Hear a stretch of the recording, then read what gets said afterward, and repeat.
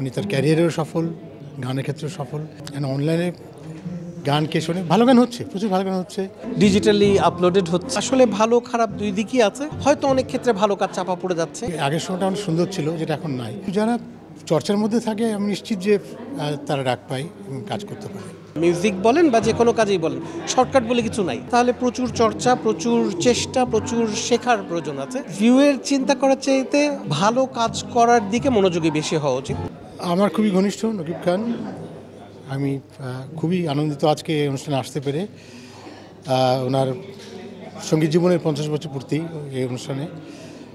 আমরা প্রায় সমসাময়িক একসঙ্গে হয়তো শুরু করেছিলাম। উনি চট্টগ্রামে, আমরা ঢাকায়। এবং অত্যন্ত ভদ্রলোক মানুষ এবং খুবই সফল মানুষ। উনি তার ক্যারিয়ারেও সফল, গানের ক্ষেত্রেও সফল।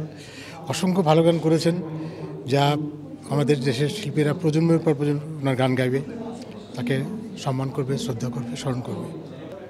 আর সত্যিকার অর্থে তো মিউজিক ইন্ডাস্ট্রি বলে যেটা আমরা যেমন শুরু করেছি, পেয়েছি একটা ইন্ডাস্ট্রি, গান হচ্ছে, ক্যাসেট সিডি বাজারজাত করছে, মানুষ পয়সা দিয়ে কিনে গান শুনছে, তাদের নিজের গান কালেক্ট করছে।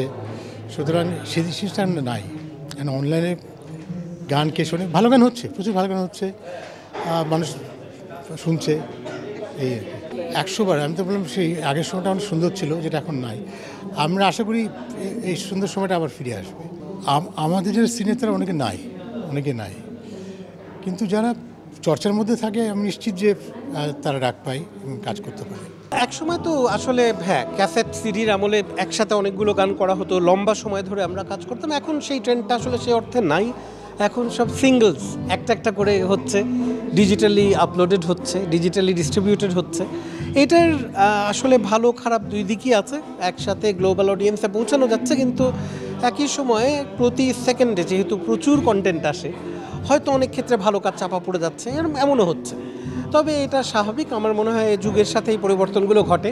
আমরা যত তাড়াতাড়ি সেটার সাথে নিজেরা অভ্যস্ত হতে পারবো, ততই সবার জন্য এটা ভালো হবে। আমার কাছে মনে হয় there is no shortcut way. Music বলেন বা যে কোনো কাজেই বলেন, শর্টকাট বলে কিছু নাই।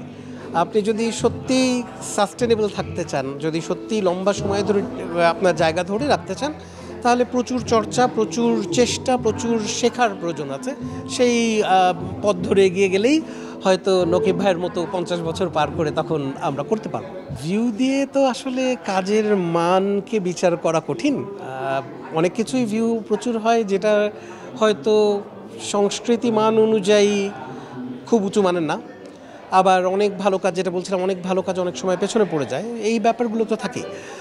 আমার মনে হয় যে ভিউয়ের চিন্তা করার চাইতে যে কোনো আর্টিস্টের জন্য ভালো কাজ করার দিকে মনোযোগী বেশি হওয়া উচিত। ভালো কাজ, ভালো ডেলিভারি, নিজের ইমপ্রুভমেন্ট। আমি ধরেন